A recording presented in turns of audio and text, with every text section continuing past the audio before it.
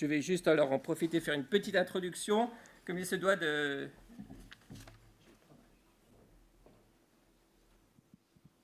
Un, deux, oui. Alors, Eric est responsable et directeur de la start-up Fagus Suisse, qui est une start-up en voie de, on va dire, de bonne voie de croissance et qui évolue vers une société bien établie avec laquelle nous avons collaboré dans le passé. Nous avons eu un projet InnoSuisse avec cette start-up. Et l'idée vraiment est passionnante, c'est d'utiliser nos ressources, le bois de hêtre, pour en faire un matériau performant en utilisant le collage. Fagus était intervenu lors de l'édition de Genève. On est curieux de voir maintenant où ils en sont et concrètement dans le domaine sportif où ils vont nous présenter une application concrète de leur technologie.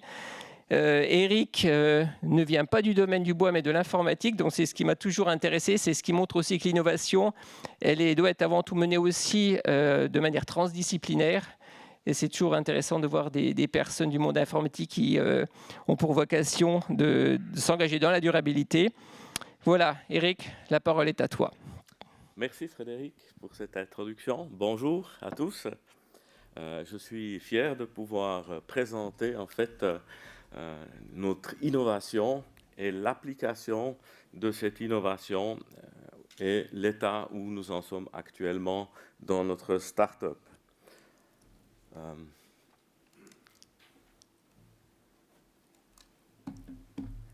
Avant que Claude ait parlé de plagiat, là je suis en train de faire un plagiat aussi sur le titre.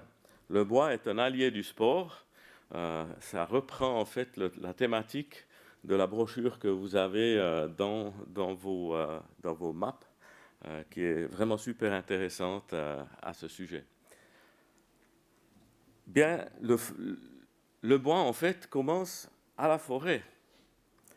Et à la forêt, au niveau du sport, eh bien, on a de multiples possibilités, soit d'aller s'y promener, soit d'aller s'entraîner pour devenir très très performant dans le cyclocross ou dans la course d'orientation, etc., etc.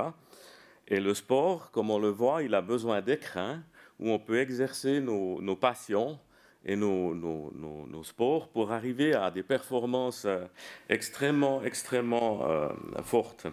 Et nous voyons aussi que la forêt elle-même est performante, puisque ces arbres résistent aux intempéries, résistent aux différentes contraintes de vent, etc., etc. Et quelqu'un a marqué justement cette phrase en disant « S'il n'y avait pas de tempête, les êtres ne seraient pas aussi forts ». Et nous, Fagus, on se concentre particulièrement sur les essences qui ont beaucoup de résistance, c'est-à-dire les essences feuillues. Les arbres poussent à la forêt, stockent du CO2, et c'est vraiment un gros avantage au niveau de l'économie actuelle. J'aimerais vous présenter quelques écrins de où on fait du sport et où on utilise le bois pour justement faire un écrin. Ici, c'est l'exemple de la cabane du Weisshorn. Cette cabane a été rénovée et refaite. Et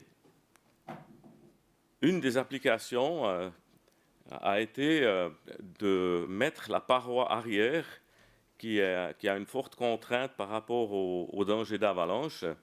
Eh bien, il a été remplacé, le béton armé a été remplacé par nos bois de construction, ce qui a permis énormément d'économies au niveau du nombre de tournées d'hélicoptères pour le béton, etc., etc.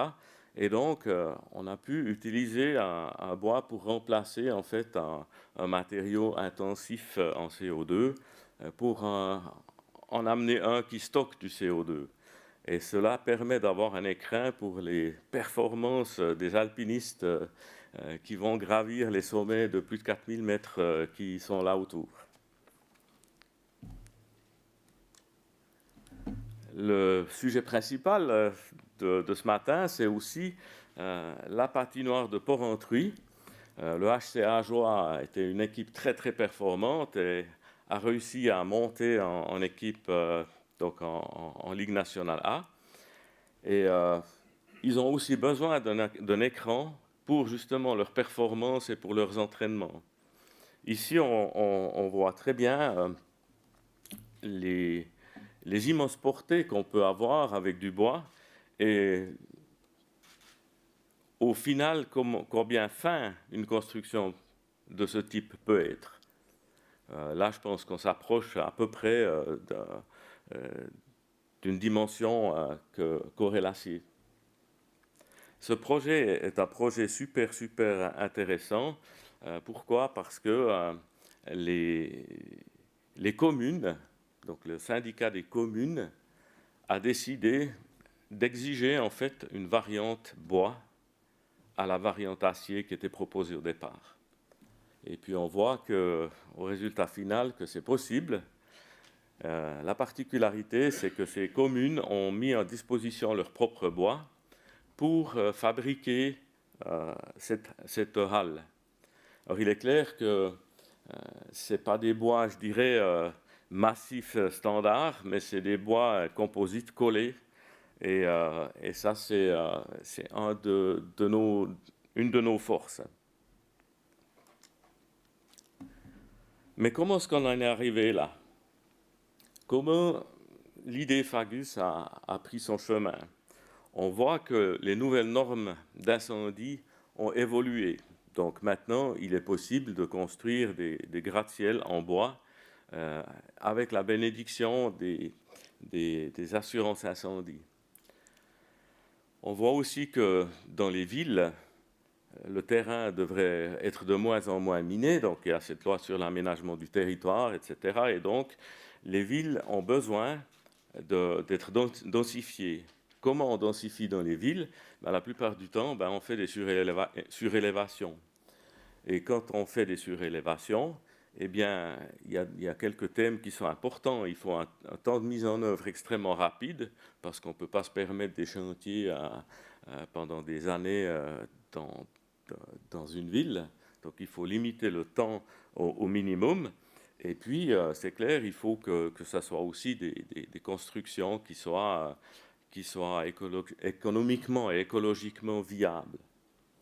On voit aussi que le trend, on l'a vu avant par le président du CIO, qu'en fait, on veut arriver à la neutralité carbone et cela nécessite des matériaux de construction toujours plus performants pour justement répondre à ces besoins aussi de plus grande portée et de plus gros besoins statiques. Et on voit au niveau européen que la WoodTech est vraiment à le vent en poupe. Il y a même des chaires d'universités qui ont été créées à ce sujet. Par exemple, en Allemagne, il y a une université qui s'occupe que des bois feuillus.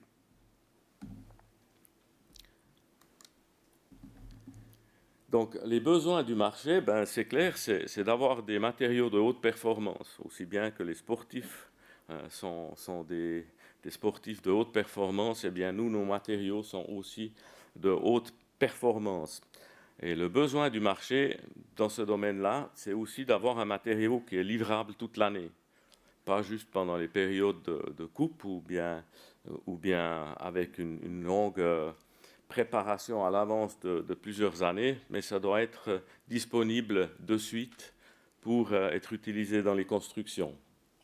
C'est clair que le prix est un argument aussi, donc le besoin d'avoir un matériau à un prix raisonnable est évidemment aussi un des critères. Et puis, comme je l'ai déjà dit, on aimerait bien avoir de l'économie locale et on aimerait bien justement utiliser le bois suisse local.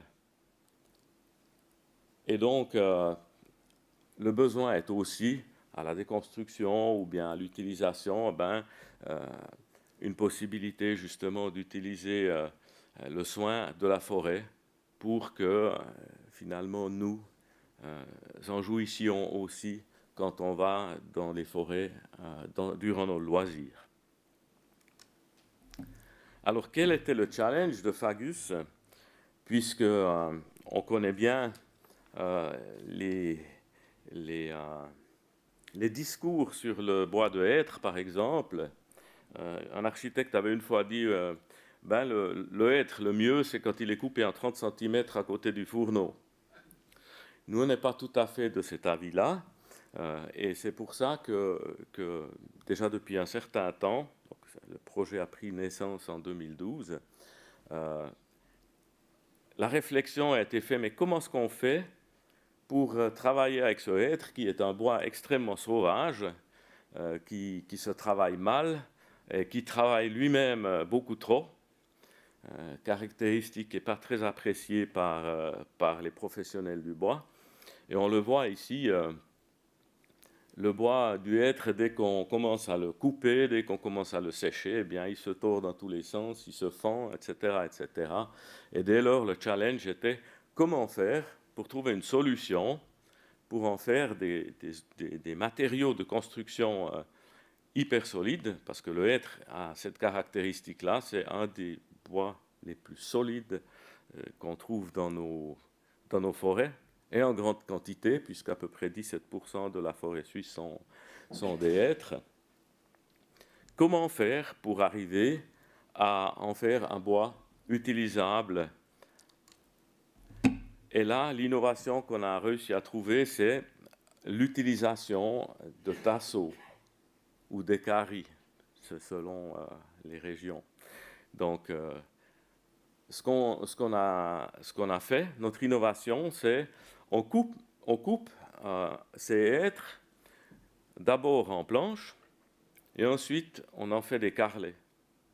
Et ces carrelets, eh bien, sont plus faciles à faire parce qu'ils sont plus courts, ils sont moins tendance à travailler. Et puis quand on les colle ensemble, eh bien, on arrive par l'homogénéisation à enlever un petit peu et à compenser les différentes tensions qu'il y a dans ces bois. Et ça nous a permis aussi de faire des solidités beaucoup plus grandes que ce qu'on aurait dans un BLC standard avec le hêtre. Donc cela a nécessité énormément de recherche et c'est là que nous avons travaillé avec un projet InnoSuisse avec la BFH de Bienne, où on a dû d'abord trouver mais quels sont en fait les critères qui font qu'une de ces lattes est solide ou qu'elle n'est pas solide. Et à cet effet, eh bien, on a cassé des centaines et des centaines de lattes pour en déterminer les critères. Elle rigole, là, l'étudiante qui à l'époque a fait ce travail. Et puis, on a aussi dû faire passablement de recherche comment on peut coller ce hêtre, parce que ce n'est pas aussi facile que ça. Et comme la construction doit répondre à des normes très très strictes et sévères en termes de délamination, c'est-à-dire quand on trempe le bois et puis qu'on le ressèche derrière, eh bien, le joint de colle il doit tenir. Le bois il peut être foutu, mais le joint de colle doit tenir. Donc il a fallu pas mal de recherche aussi à ce niveau-là, ainsi que de trouver les bonnes formes d'aboutage pour que les lattes, mises une derrière l'autre, eh bien, arrivent à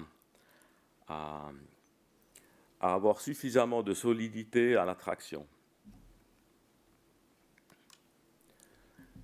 Donc, quel est le processus qu'on a retenu pour finir? Donc, il y a sur la base des lattes qui nous proviennent de la scierie. Donc, il y a un pré-process déjà très important. Donc, la scierie doit prendre les grumes, doit les couper en plots. Et après, il faut les essuyer à l'air. Donc, il faut compter à peu près 3 à 4 mois pour ce processus-là.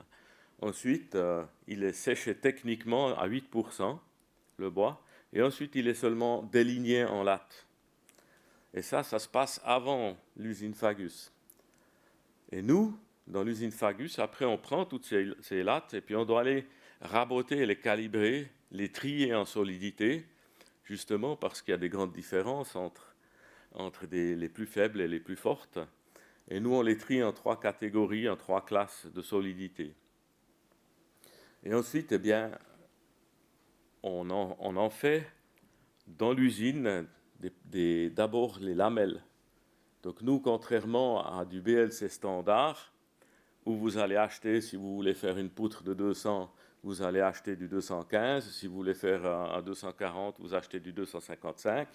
Eh bien ça, dans le hêtre, c'est juste impossible de trouver des planches de 255 de large et puis de la bonne épaisseur. Donc, nous, notre innovation, c'est qu'on colle d'abord la lamelle, donc la planche, à n'importe quelle dimension. Donc, à partir de 40 jusqu'à 280, on peut coller les planches en largeur qu'on veut.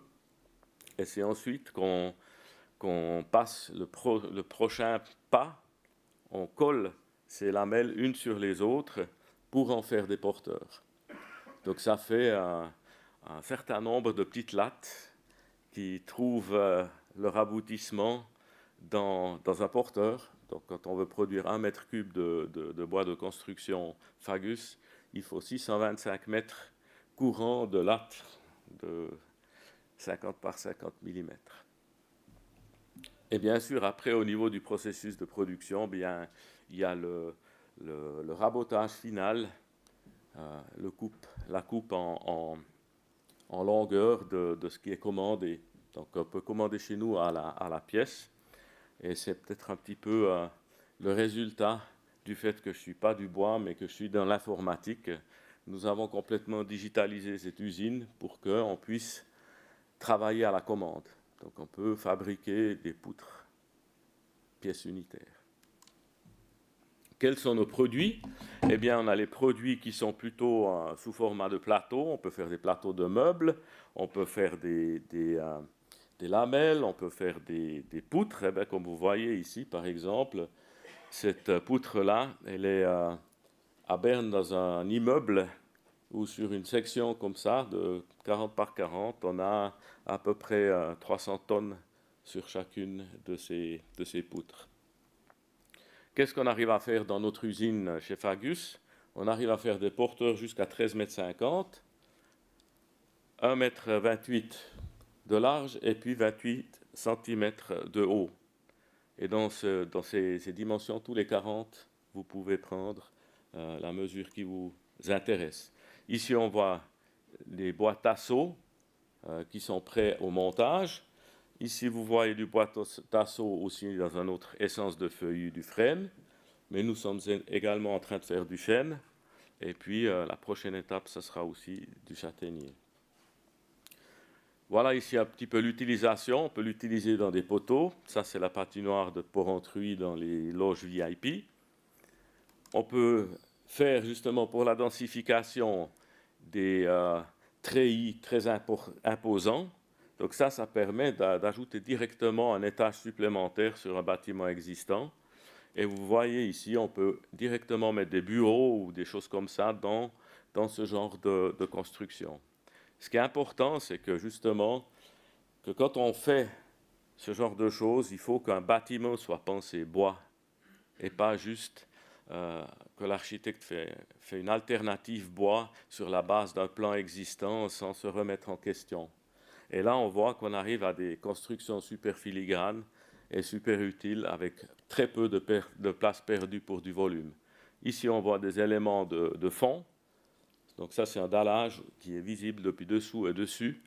La dalle est posée et dessus et dessous, c'est fini. Des produits semi-finis, bien sûr, à toutes sortes de possibilités. Quels sont les bénéfices? Eh bien, justement, on peut faire des hautes charges, on peut faire des longues portées, on gagne de la place et donc du volume SIA, et ça relativise aussi souvent la discussion du coût au mètre cube. Parce qu'un mètre cube SIA de gagner, eh bien, c'est aussi un certain montant de gagner. Ici, vous voyez la visualisation du projet patinoire. Donc, les avantages que nous avons, c'est un optique quand même bois massif. On a très peu de colle et on arrive à des hautes solidités. Et c'est du bois 100% suisse avec une empreinte carbone qui est vraiment minimale. Ici, on voit l'avenir. Donc là, vous voyez une tour de 80 mètres de haut que nous sommes actuellement sur la clôture du contrat. Donc cette tour, elle va prendre à peu près 1000 mètres cubes de bois de structure et la structure est complètement en bois. Une visualisation à l'intérieur, comment est-ce que ça peut se présenter? Donc c'est l'intérieur de cette tour. ici un autre projet qui est plus près d'ici, le campus à Fribourg, où les architectes qui ont gagné le concours ont utilisé la visualisation de notre bois. Donc voilà, quel est le but de Fagus? Eh bien, on a dit, c'est clair, combiner les différents matériaux, mais c'est clair pour nous, avec les bois de haute résistance que nous produisons, on aimerait bien sûr, dans de larges mesures, remplacer l'acier et le béton. Voilà, merci beaucoup de votre attention.